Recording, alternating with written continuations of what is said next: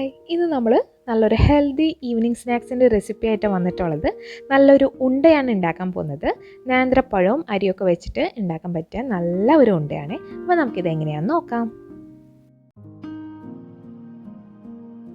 അപ്പോൾ ആദ്യം തന്നെ നമ്മളിവിടെ 1 ഗ്ലാസ്സോളം അരിയാണ് എടുത്തിട്ടുള്ളത്.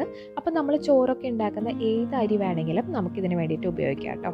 അപ്പോൾ ആ അരി നമുക്ക് നല്ലതുപോലെ കഴുകിയിട്ട് അതിൻ്റെ വെള്ളമൊക്കെ കളഞ്ഞതിന് ശേഷം നമുക്ക് ഇതേപോലെ ഒരു ചട്ടി എടുക്കാം. നമുക്ക് ആ ചട്ടിയിലോട്ട് നമുക്ക് ഈ കഴുകി വെച്ചിട്ടുള്ള നമ്മുടെ അരി നമുക്ക് ചേർത്ത് കൊടുക്കാം. എന്നിട്ട് ഒരു ലോ ടു മീഡിയം ഫ്ലെയിമിൽ ഇട്ടിട്ട് നമുക്ക് ഈ അരി നല്ല പോലെ ഒന്ന് വറുത്തെടുക്കണം. അപ്പോൾ നമ്മൾ ഹൈ ഫ്ലെയിമിൽ ഇട്ടിട്ട് ഒരിക്കലും ഇത് വറുക്കാൻ പാടില്ല കേട്ടോ. അപ്പോൾ ഇപ്പോൾ നമ്മുടെ അരിയുടെ വെള്ളമൊക്കെ വാർന്ന് നല്ല ഡ്രൈ ആയി കിട്ടിയിട്ടുണ്ട്. ഇനി ഇതേപോലെ തന്നെ കണ്ടിന്യൂസ് ആയിട്ടൊന്ന് ഇളക്കിക്കൊണ്ടേയിരിക്കുക. അപ്പോൾ കുറച്ച് കഴിയുമ്പോഴത്തേക്കും നമ്മുടെ അരിയൊക്കെ ചെറുതായിട്ട് ഇങ്ങനെ പൊട്ടണ ഒരു സൗണ്ട് കേൾക്കും കേട്ടോ. ആ സമയമാകുമ്പോഴത്തേക്കും നമുക്ക് ലോ ഫ്ലെയിമിൽ ഇട്ടിട്ട് തന്നെ കണ്ടിന്യൂസ് ഇളക്കി കൊടുത്തിട്ട് വേണം വറുത്തെടുക്കാൻ വേണ്ടിയിട്ട്. ഇപ്പോൾ നമ്മുടെ അരി നന്നായിട്ട് വറുത്ത് കിട്ടിയിട്ടുണ്ട്. കാണുമ്പോൾ തന്നെ മനസ്സിലാവും. ഇതിൽ നിന്ന് ഒരു അരിമണി എടുത്ത് വായലിട്ട് ഒന്ന് കടിച്ചു നോക്കുമ്പോൾ പെട്ടെന്ന് നല്ല പൊട്ടണ ഒരു പരിവായിട്ടുണ്ടാവും. ഇനി നമുക്കിത് മിക്സിയിലിട്ടിട്ട് നല്ല പോലെ ഒന്ന് പൊടിച്ചെടുക്കണം. ഇപ്പോൾ കണ്ടോ, നല്ല ഫൈൻ പൗഡറായിട്ട് നമ്മളിത് പൊടിച്ചെടുത്തിട്ടുണ്ട്. ഇനി നമുക്കിത് മാറ്റി വയ്ക്കാം. ഇനി വേറൊരു പാത്രം എടുത്തിട്ട് നമുക്കതിലേക്ക് 3 അച്ച് ശർക്കര ഇട്ട് കൊടുക്കാം. അപ്പോൾ നമ്മുടെ മധുരം അനുസരിച്ച് ശർക്കരയുടെ അളവിൽ വ്യത്യാസം ഉണ്ടാവും. ഇനി ഇതിലോട്ട് നമുക്ക് 1 കപ്പോളം വെള്ളം ഒഴിച്ച് കൊടുത്തിട്ട് ഈ ശർക്കര നല്ല പോലെ ഉരുക്കിയെടുത്ത് ശർക്കര പാനി നമുക്ക് റെഡിയാക്കി എടുക്കണം.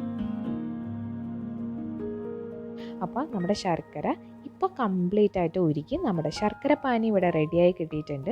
ഇനി നമുക്ക് ഫ്ലെയിം ഓഫ് ചെയ്തതിന് ശേഷം ഈ ശർക്കര പാനി നല്ല പോലെ അരിച്ചിട്ട് നമുക്കൊന്ന് മാറ്റി വയ്ക്കാം.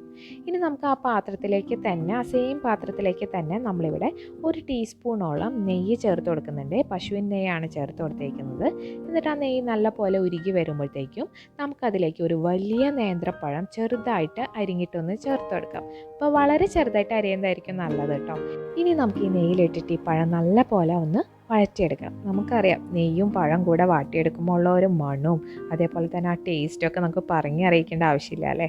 ഇനി അടുത്തതായിട്ട് നമുക്കിതിലേക്ക് ചിരകിയ തേങ്ങ നമ്മൾ ചേർത്ത് കൊടുക്കുന്നുണ്ട്. ഏത് ഗ്ലാസ്സിലാണോ നമ്മൾ അരി എടുത്തിട്ടുള്ള ആ ഒരു ഗ്ലാസ്സിൽ തന്നെ നമ്മൾ ഇവിടെ തേങ്ങ ചേർത്ത് കൊടുക്കുന്നുണ്ട്. അതും കൂടെ ചേർത്തിട്ട് നല്ല പോലെ ഈ പഴത്തിൻ്റെ ഒപ്പം ഇട്ട് നല്ല പോലെ ഒന്ന് മിക്സ് ചെയ്തെടുക്കുക. ഇപ്പം നമ്മുടെ പഴമൊക്കെ നന്നായിട്ട് വെന്ത് നല്ല പോലെ കുഴഞ്ഞ് തേങ്ങയൊക്കെ ആയിട്ട് നല്ല പോലെ കൂടി ചേർന്ന് കിട്ടിയിട്ടുണ്ട്. ഈ ഒരു പരുവാകുമ്പോഴത്തേക്കും നമുക്ക് ഇനി അടുത്തതായിട്ട് ശർക്കര പാനിയാണ് നമ്മൾ ഒഴിച്ചു കൊടുക്കാൻ പോകുന്നത്. അതിന് വേണ്ടിയിട്ട് നേരത്തെ നമ്മൾ തയ്യാറാക്കിയിട്ടുള്ള ശർക്കര പാനി അരിച്ചതിന് ശേഷം നമുക്കിതിലേക്കൊന്ന് ചേർത്ത് കൊടുക്കാം. എന്നിട്ട് എല്ലാം കൂടെ നല്ല പോലെ ഒന്ന് ഇളക്കി യോജിപ്പിച്ചെടുക്കാം. അപ്പോൾ ഈ സമയത്ത് മധുരം ഒന്ന് നോക്കാം കേട്ടോ. നേന്ത്രപ്പഴത്തിൻ്റെ മധുരവും ശർക്കരയുടെ മധുരമൊക്കെ അനുസരിച്ച് ആവശ്യമുണ്ടെങ്കിൽ കുറച്ചും കൂടെ കൂടുതൽ ചേർത്ത് കൊടുത്താൽ മതി. ഇനി ഇതിലേക്ക് നമ്മൾ നേരത്തെ വറുത്ത് വെച്ചിട്ടുള്ള നമ്മുടെ അരി പൊടിച്ചതുണ്ടല്ലോ, അതും കൂടെ നമുക്കിതിലേക്ക് ചേർത്തിട്ട് എല്ലാം കൂടെ നല്ല പോലെ ഒന്ന് മിക്സ് ചെയ്തെടുക്കാം. ഇനി ഇതിലേക്ക് ഏലക്കപ്പൊടി ആവശ്യമുള്ളവർക്ക് വേണമെങ്കിൽ അതും കൂടെ ചേർത്ത് കൊടുക്കാം. ഇപ്പം നമ്മളെല്ലാം കൂടെ യോജിപ്പിച്ചെടുത്തിട്ടുണ്ട്. ഇനി ഫ്ലെയിം ഓഫ് ചെയ്തതിന് ശേഷം നമുക്ക് വേറൊരു പാത്രത്തിലേക്ക് മാറ്റിയിട്ട് അതിൻ്റെ ചൂട് ഒന്ന് ചെറുതായിട്ട് ആറുമ്പോഴത്തേക്കും നമുക്ക് കൈ ഉപയോഗിച്ചിട്ട് ഇതേപോലെ നല്ല പോലെ ഒന്ന് കുഴച്ചെടുക്കുക. പഴമൊക്കെ നന്നായിട്ട് നമ്മുടെ ഈ അരിയായിട്ട് യോജിച്ച് കിട്ടണം കേട്ടോ. ഇപ്പോൾ എല്ലാം കൂടെ നന്നായിട്ട് യോജിച്ച് കിട്ടിയിട്ടുണ്ട്. ഇനി ഇതിൽ നിന്ന് കുറേശ്ശെ എടുത്തിട്ട് നമുക്ക് ചെറിയ ഉരുളകളാക്കി എടുക്കാം. അപ്പോൾ ആവശ്യമുണ്ടെങ്കിൽ നമുക്കിതിലേക്ക് കുറച്ച് നെയ്യും കൂടെ ചേർത്തിട്ട് ഇതേപോലെ ഉരുട്ടിയെടുത്തിട്ടുണ്ടെങ്കിൽ കുറച്ചും കൂടെ ടേസ്റ്റ് ഉണ്ടാവും. അത് ആവശ്യമുണ്ടെങ്കിൽ മാത്രം ചേർത്താൽ മതി. നമ്മളിപ്പോൾ അതൊന്നും ചെയ്യുന്നില്ല, അല്ലാതെ തന്നെ നല്ല ടേസ്റ്റ് ഉണ്ട്. അപ്പം നമ്മൾ ഇതുപോലെ കണ്ടോ, ബോൾസ് ആക്കിയിട്ട് ഉരുട്ടിയെടുത്തിട്ടുണ്ട്. അങ്ങനെ നമുക്കിവിടെ ചെറിയ ബോൾസ് ആയിട്ട് നമുക്ക് എല്ലാം ഉരുട്ടിയെടുക്കാം. അപ്പം നമ്മളിവിടെ എല്ലാം റെഡിയാക്കി എടുത്തിട്ടുണ്ട്. അപ്പം അങ്ങനെ നമ്മളുടെ ഉണ്ട ഇവിടെ റെഡി ആയിട്ടുണ്ട്. അപ്പോൾ നല്ല ഹെൽത്തി ആയിട്ടുള്ള ഒരു റെസിപ്പിയാണ്. അപ്പോൾ എല്ലാവരും ഒന്ന് ട്രൈ ചെയ്ത് നോക്കാം. നല്ല സിമ്പിളുമാണ്.